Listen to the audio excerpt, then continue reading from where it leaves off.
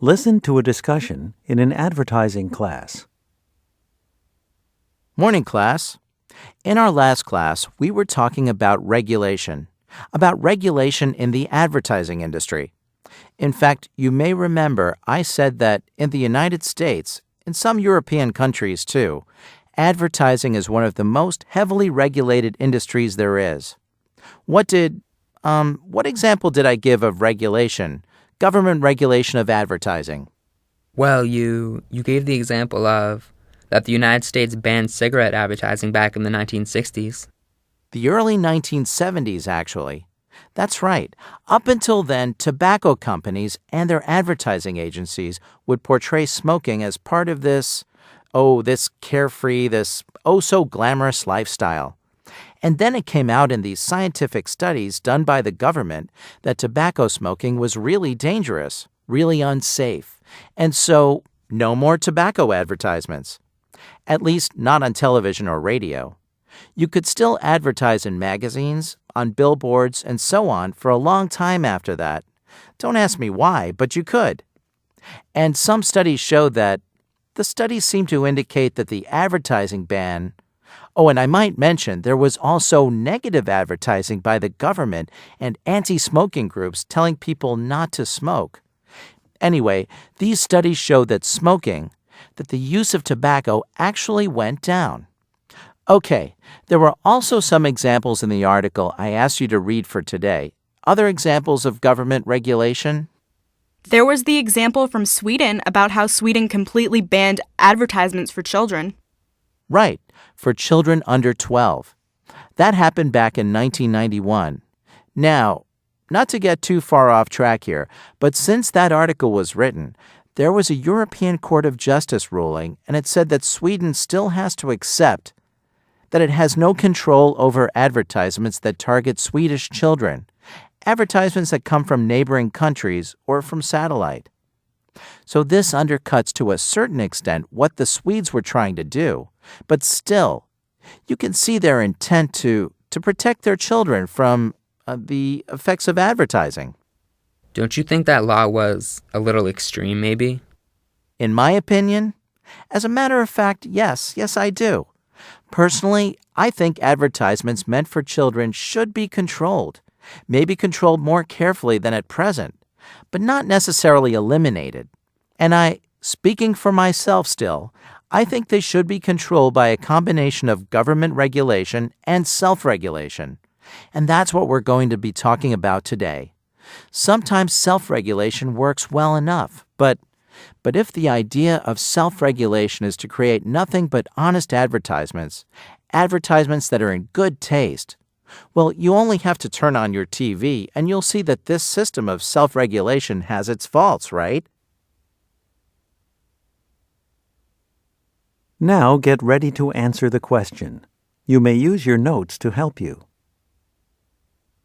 Question 6. What is the class mainly discussing?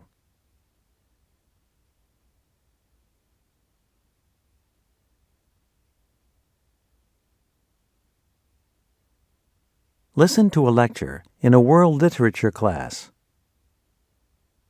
So, for the rest of the class today, we're going to talk about the two most important poems, epic poems, in Greek literature. And really not just in Greek literature, but in any literature, anywhere in the world. These are the Iliad and the Odyssey, written by the blind Greek poet Homer. At least we think he was blind. Now, if you happen to have a copy of the syllabus that I gave you last week, you'll notice that we're not going to be able to. We just don't have time to read all of these two poems and talk about them. An epic poem, I probably don't have to tell you this, is a narrative poem, a really long narrative poem. So we're going to read a few passages from the Iliad, and we'll read a bit more from the Odyssey.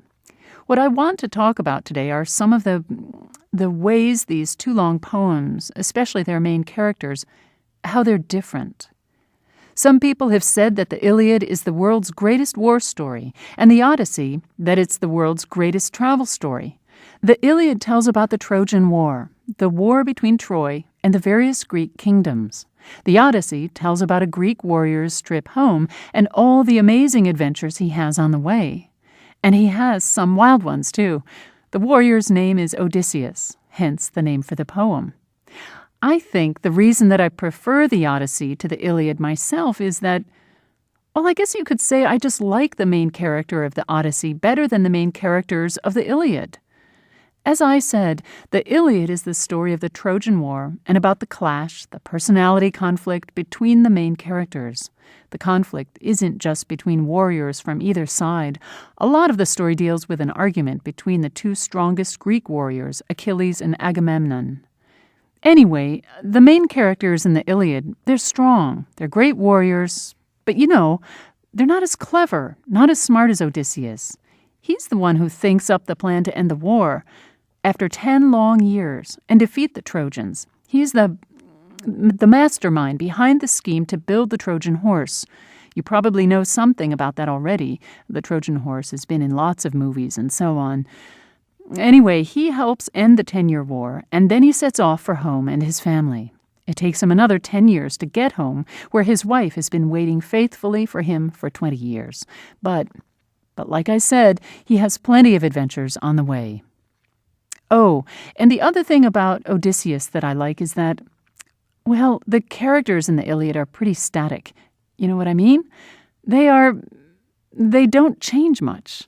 This is true of most of Homer's characters, in fact, but it's not true of Odysseus. During the course of the epic, on account of the long war and all the bizarre experiences he has on the way home, he changes. He evolves as a character, just like characters in most modern novels do. Okay then, before we go on, does anyone have any comments? Comments or questions? Now get ready to answer the question. You may use your notes to help you. Question 7. What is the main point of this lecture?